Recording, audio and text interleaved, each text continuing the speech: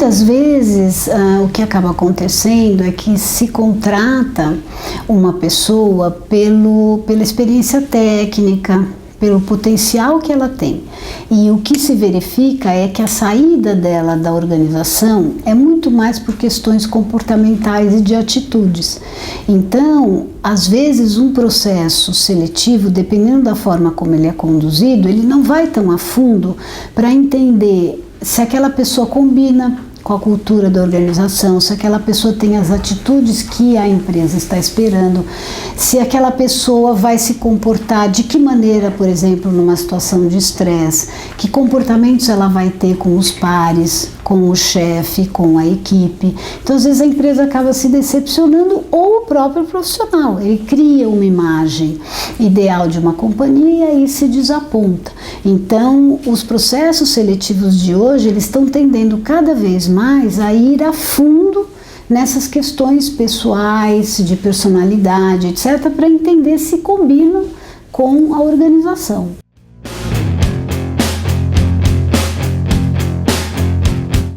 Primeiro é levantar um briefing bastante detalhado com a área que está requisitando a contratação de alguém, né? Entender por que a área está requisitando aquela pessoa, que pessoa é aquela, o que ela vai fazer no dia a dia, com quem ela vai se relacionar, o que aquele gestor, aquele chefe realmente espera dessa pessoa, o que ele imagina que seja uma pessoa que vai se dar super bem, o que ele imagina que possa dar errado, por exemplo, que tipo de pessoa daria errado naquela área, entender um pouquinho com quem aquela pessoa vai se relacionar, o que precisa para se relacionar, quer dizer, ir mais a fundo no briefing sem necessariamente parar só no aspecto técnico. Eu acho que o mergulho nessas características comportamentais é fundamental.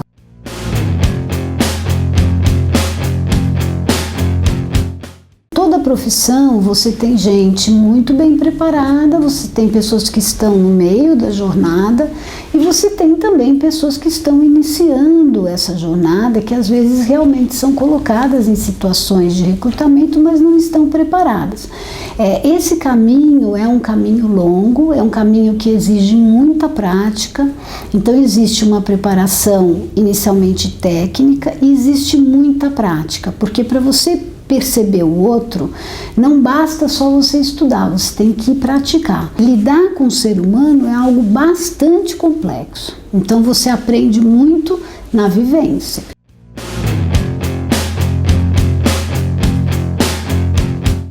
Eu acho que depende muito da vaga, né, daquele briefing que eu estava falando. Então, por exemplo, se para o briefing é importante que a pessoa tenha um comportamento X ou um comportamento Y, ele deve buscar aquilo em primeiro lugar, né, além do técnico. O técnico, ele consegue fácil, né? Se a pessoa é formada nisso, se a pessoa tem experiência naquilo, se a pessoa já vivenciou essa ou aquela coisa.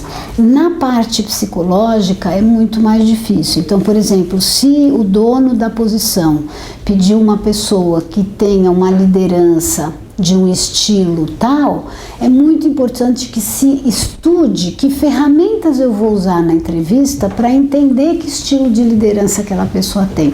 E não fazer no automático, quer dizer, entrevistar todo mundo da mesma forma para todas as posições. Eu tenho que ter um plano estratégico que me diga o que eu vou usar para reconhecer aquilo que o gestor disse ser o mais importante.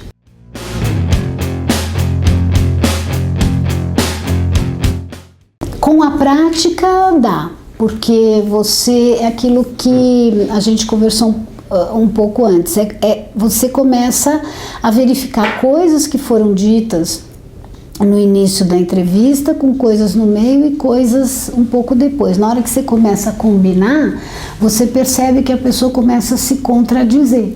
E aí é uma percepção muito sutil, mas ela é perfeitamente clara quando você tem a prática de entrevistar pessoas.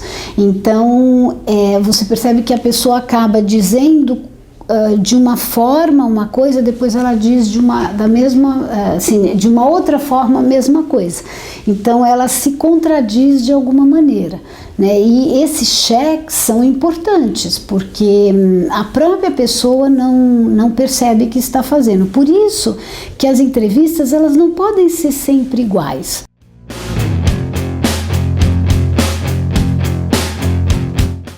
É uma situação de ansiedade por natureza, porque a pessoa está passando por um processo onde ela se sente julgada, avaliada, onde muitas vezes ela está desempregada, então aquela posição é algo que significa muito para ela.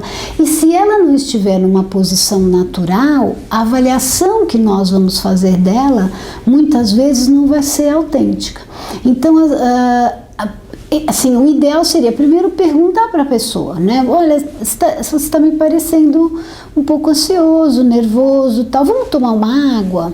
Vamos tomar um café? Então, tirá-lo daquela cena, né, da sala e dizer que tudo bem, que faz parte do processo seletivo a pessoa se sentir assim, que não tem nenhum problema com isso, né? Então, ajudar a pessoa a lembrar que é um ser humano e que como ser humano, ela é normal e natural ela se sentir assim.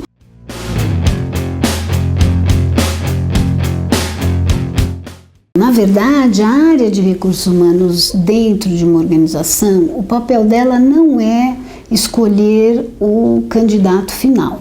Então, ela tem por papel fazer vamos dizer, a triagem de todas essas pessoas do mercado e chegar a 2, 3, 4 nomes para o gestor que é dono da vaga. E aí ela vai até o gestor e diz, olha, temos aqui 3 candidatos, nós já fizemos todos os testes, nós já conversamos e a nossa opinião sobre eles é esta, esta e esta. E aí o gestor requisitante, a pessoa que está contratando, vai conversar com os 3